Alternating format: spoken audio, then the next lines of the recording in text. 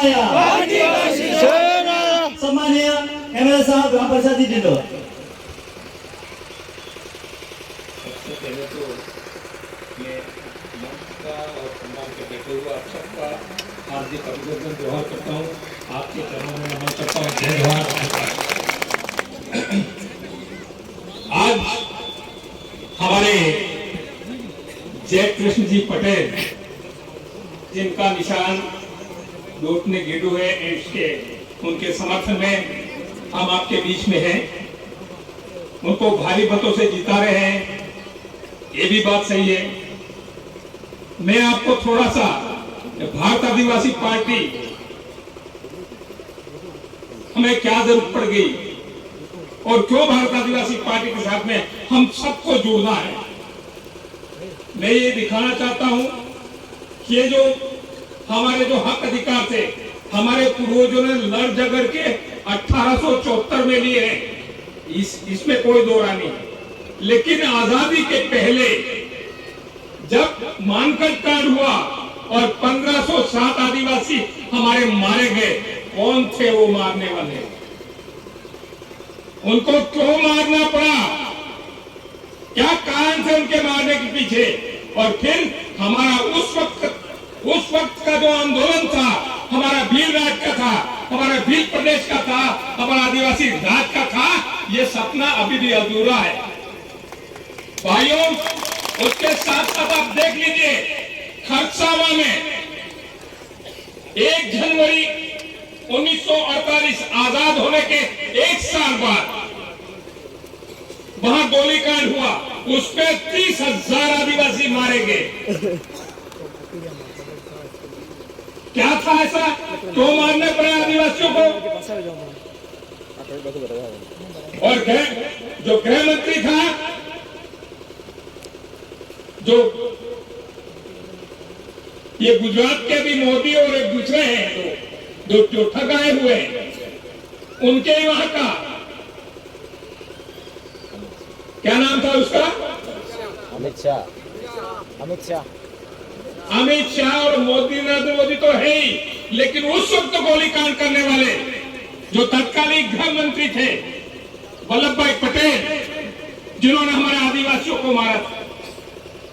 उसके बाद में लगातार चल रहा है आदिवासियों को नक्सलवादी के नाम से कहीं न कहीं ये पूरे देश के अंदर तांडव मचा रखा है। और अभी देखो, अभी जो बेरोजगार थे उनके 1167 सीट थी, उनके लिए हमने आंदोलन कर रहे थे काकरी डूंगरपुर में,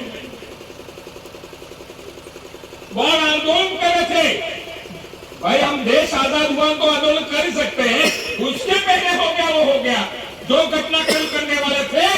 लेकिन उसके बाद में जो हम लोकतंत्र के अंदर हम मांगों के लिए शांतिपूर्ण ढंग से मांग के लिए आंदोलन कर रहे थे, उसमें उन लोगों ने जबरन 2 आदिवासियों को गोली से भून दिया गया, 2 आदिवासियों को मार दिया काकरी डूंगरी मेटर में।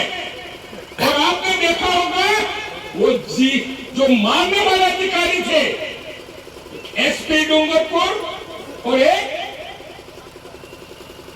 डीआईजी उदयपुर, उन दोनों को वीरता पुरस्कार सरकार दे रही थी। अरे भाई, आदिवासियों को मार करके तुम कौन सा वीरता पुरस्कार दे रहे हो उनको? तो ये इसका मतलब ये हुआ कि ये तो आदिवासियों को मारने का काम कर रहे हैं, वो तो बहुत बहादुरी का काम है, ऐसा करके वीरता पुरस्कार दे रहे थे।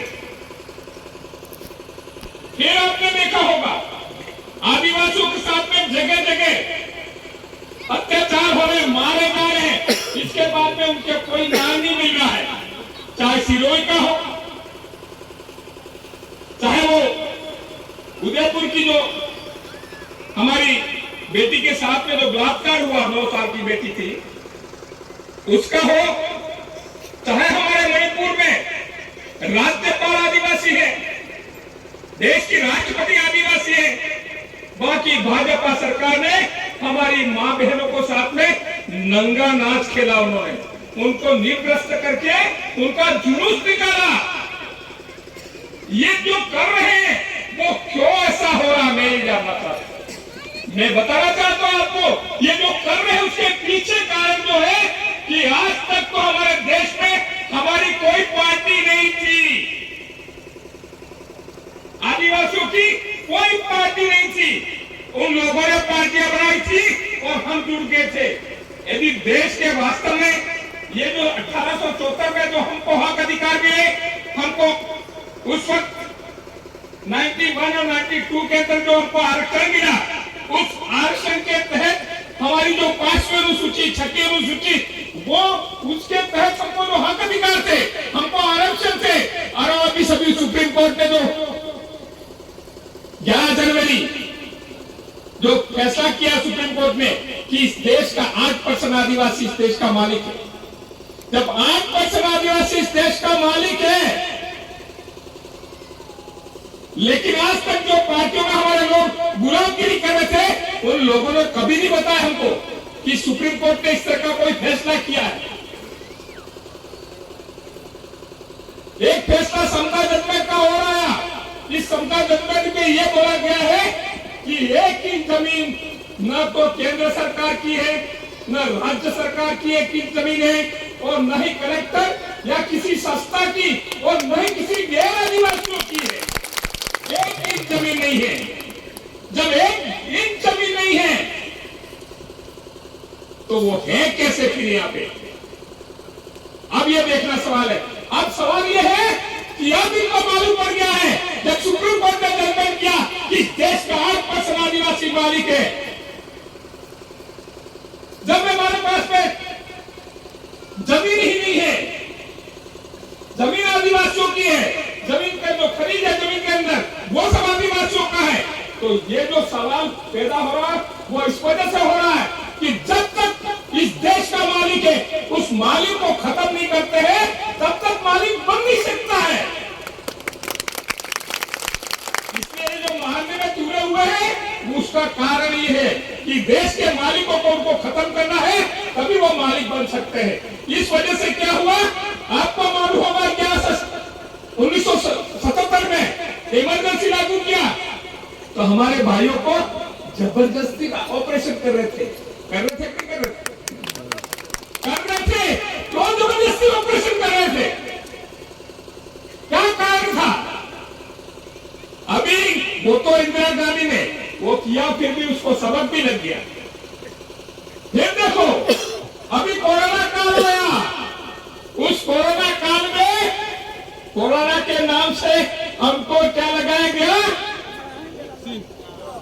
वैक्सीन लगा गया, और एक चाहते थे कि आदिवासी कैसे खत्म हो, और अभी अखबारों में आ रहा है जिन जिन को लगी उन लोगों को क्या हो रहा है? हार्ट अटैक हो रहा है, छक्के जम रहे। तो ये जो कारण है, मैं कहना चाहता हूं कि हमारे लोगों ने, कितने लोगों ने वो वैक्सीन का इंजेक्शन लगवाया? देखिए हाथ खड़ा करना, ओहो सबने लगा दिया। मेरे भाइयों सबने लगा दिया, और उन्होंने जोड़ दिया उन्होंने कि आपको राशन नहीं मिलेगा, इन्होंने जोड़ दिया आपको नौकरी नहीं मिलेगा, आपने इन्होंने जोड़ दिया नरेगा में काम नहीं मिलेगा। तो उन्होंने सबसे पहले शिकार किया मेटो का, कि मेटो को पहले लो तब मजदूर आएंगे। उन्होंने बोला यदि आप ये नहीं करते हो तो आपको मेट नहीं बनाएंगे। सबसे पहले नौजवान मेट थे, सारे लोगों ने लगवा दिया। तो मैं कहना चाह रहा हूं ये जो तरकीबें कर रहे हैं वो आदिवासियों को खत्म करने के लिए, आदिवासी की संख्या को कम करने क्यों कर रहे हैं? इस देश का मालिक है, और देश का मालिक है, उसको खत्म किए बिना देश के मालिक वो नहीं बन सकते हैं। इसलिए सारा प्रोपेगेंडा कर रहे हैं। इसलिए मेरे भाइयों, हम ये जो भारत आदिवासी पार्टी है, उस भारत आदिवासी पार्टी इसलिए लाए हैं कि देश के मालिक है वो सब कांग्रेस और बीजेपी को छोड़ दो।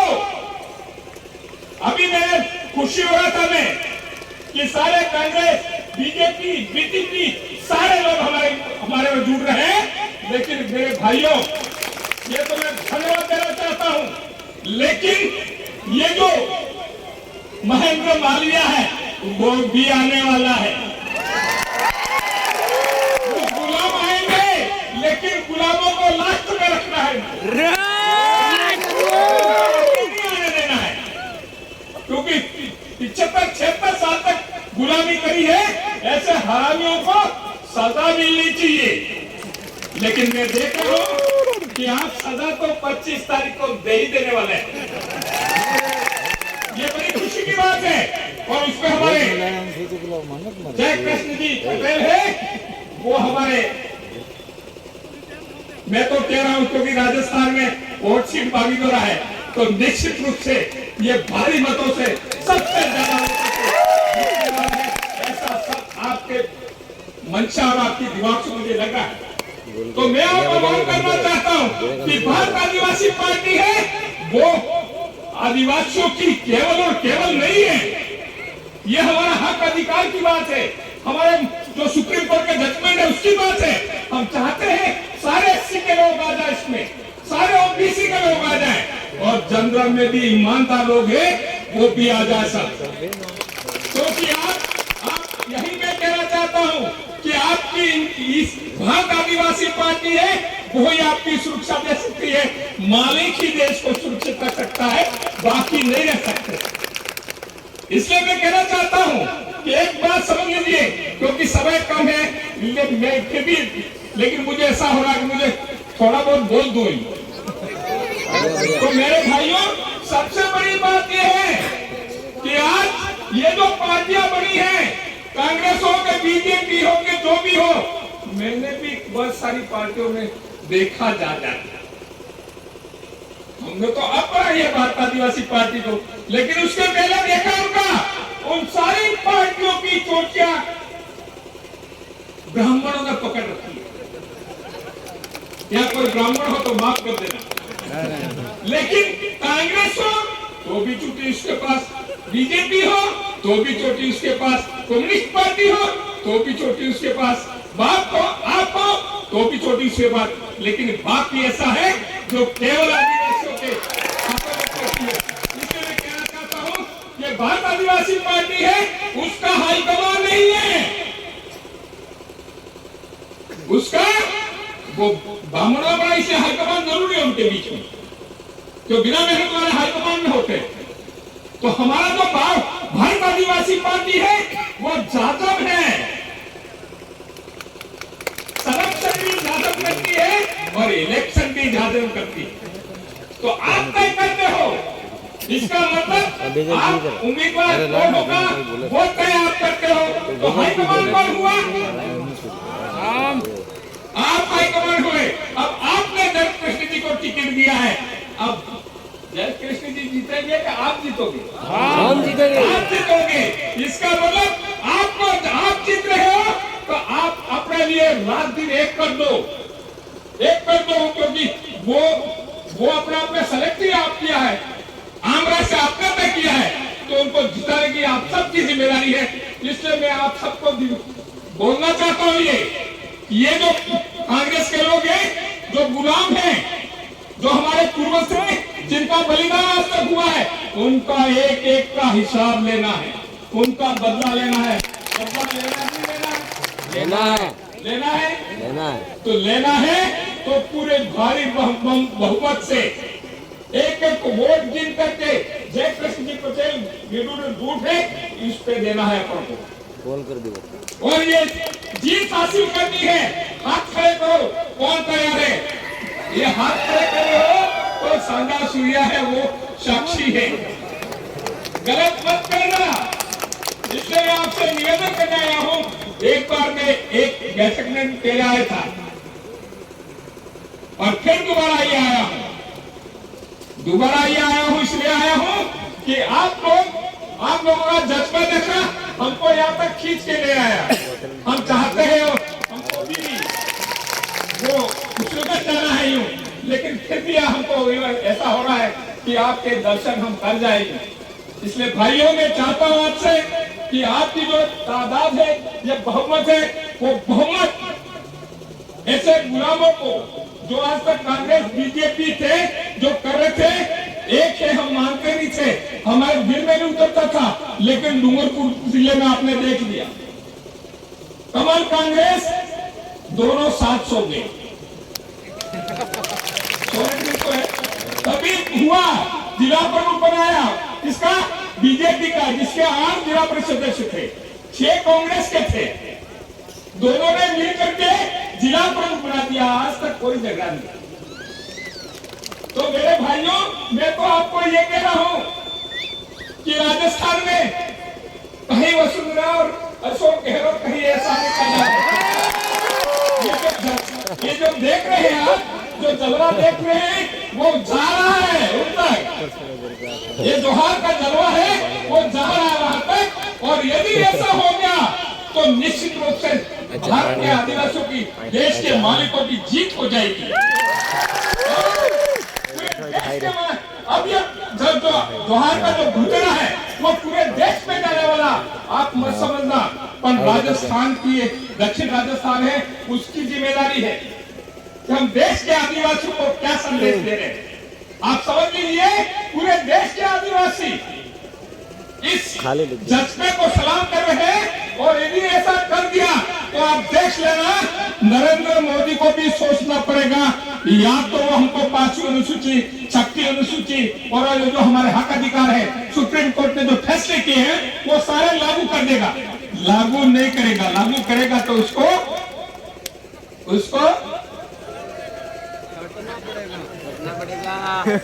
इसलिए हम वो नहीं चाहते। अरे वो देखते हैं, इस देश का मालिकों का शासन देखे, इस देश के मालिक क्या करते हैं वो देखे। हम नहीं चाहते हैं, हम नहीं चाहते सब बाहर जाए, लेकिन ऐसा हुआ खड़ा कर रहे हैं कांग्रेस बीजेपी और ऐसा हुआ खड़ा कर रहे हैं कि भारत आदिवासी पार्टी आ गई तो दूसरों को यहाँ नजर नहीं आएंगे यूं। नहीं भाई, हम ऐसा नहीं चाहते, हम तुमको भगाना नहीं चाहते, हम एक दूसरे के सहयोगी हैं। हमने देखा है, आपने देखा होगा कि हम, हमारे पूर्वज थे वो भी लाहू था, अपने कुमार भी रखते थे कि नहीं रखते, हो गए नहीं, उकड़ गया था। उसमें सब थे कहीं जुटे हुए, उसमें ब्राह्मण को भी चले में कोई काम नहीं था, फिर भी उसको भी देते थे, नहीं देते थे, आज भी देते हैं कहीं। लेकिन हम ये नहीं कह रहे हैं कि हम उनको बिल्कुल कर देने वाले हैं। अरे भाइयों, अब तो तुम समझ जाओ, हम कहना चाहते हैं उनको, भारतीय जनता पार्टी और कांग्रेस के जो लोग हैं, जो झंगन के लोग हैं, उनको कहना चाहते हैं हम इंसान हैं, हम इस देश के मालिक तो है ही हैं, वो तो सुप्रीम कोर्ट बता रहा है, लेकिन हम इंसान हैं। और इंसान को इंसान की तरह से देखो, हमको इंसान तो समझो। जब इंसान ही नहीं समझोगे तो फिर तुम्हारे साथ क्या व्यवहार करना पड़ेगा, कहीं ना कहीं तो सोचना पड़ेगा। इसलिए मैं कहना चाहता हूँ भाइयों, मैं कहना ही चाहता हूँ, हमारे अभी जो बुजुर्ग थे, मेरे जैसी उम्र था, मेरे को भी ऐसा गुस्सा आ रहा, लेकिन गुस्सा आता है तो विधानसभा में क्या बोल रहे थे मालूम है? हम हमारी बात बोलते थे, हमारी बात हम बोलते थे तो वो क्या कहते थे, नक्सलवादी विधानसभा तक पहुंच गई। अरे हरामियों की भी शक्ति उनको समझ में नहीं आई। जनता ने वोट देके हमको अंदर किया था, विधानसभा में भेजा था, जनता के वोट से था, और वोट के बहुमत से हम विधानसभा में पूछे तो मेघवाल वो भी बोलता है कि नक्सलवादी तो यहाँ तक पहुंच गई। तो मैं आपको बताना चाहता हूँ, उनको एक झटका देने के लिए, उनको थप्पड़ मारने के लिए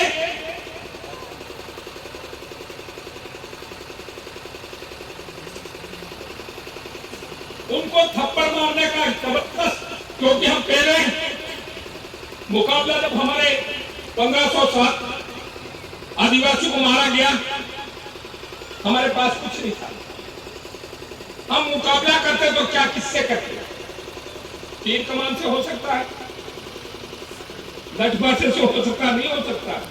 अभी लोकतंत्र है, अभी हमको हथियार उठाने की जरूरत नहीं है। लेकिन हमारे मुंह से जो हथियार है वो लगातार चला रहे हैं, वो तीर ऐसे चला रहे हैं उनको छूट जाए वही गायब हो जाए, और झालवार नहीं हुए तो ये लोकतंत्र है। उस लोकतंत्र में हमारा एक एक वोट है, उस वोट को हमारे जो उम्मीदवार है उनको जिता करके उनको ठप्पा लगाइए 25 तारीख को भारी मतों से दे दिए। यदि हमारे वोट दे दिया और हमारे आदमी जीत गए तो निश्चित रूप से वो आधे तो आप देख लेना 25 तारीख को वोट हो जाएंगे, पहले ही पता लग जाएगा, और 1 महीना पहले वो निकलने वाला नहीं है। 1 महीने तक निकलने वाला नहीं है। आप ढूंढेंगे गया कहां है।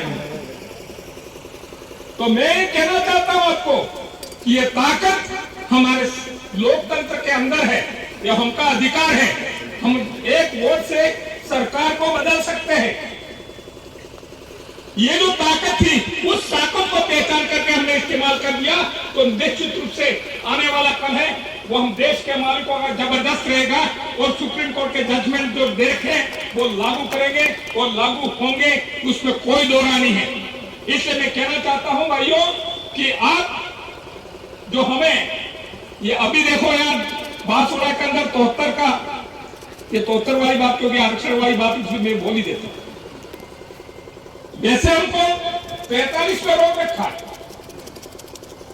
जितना भी ऊपर मिले अच्छा है, मिलना चाहिए। 45 से 50 हो, 60 हो, 70 हो, 80 हो, कोई भी हो, लेकिन ये जो 5वीं अनुसूची है उस 5वीं अनुसूची का मतलब यह है कि हमारे सरपंच हैं, हर पंचायत में सरपंच कौन है? आदिवासी है। प्रधान कौन है? आदिवासी है। प्रमुख कौन है? आदिवासी है। एमएलए कौन है? आदिवासी है। एमपी कौन है? आदिवासी है। जब राजनीति में 100% आरक्षण है तो ये बताइए आप नौकरी वाले में क्यों 70, 73 और 80 में ऊपर रहे? वहां भी 100% है। ये बात तो हमने गले उतारो कि 100% रिजर्वेशन राजनीति में नहीं है, नौकरियों में भी है। तो यह चपरासी से लेकर कलेक्टर तक सारे हमारे लोग ही बैठेंगे, ये है उसमें। लेकिन क्या हो रहा है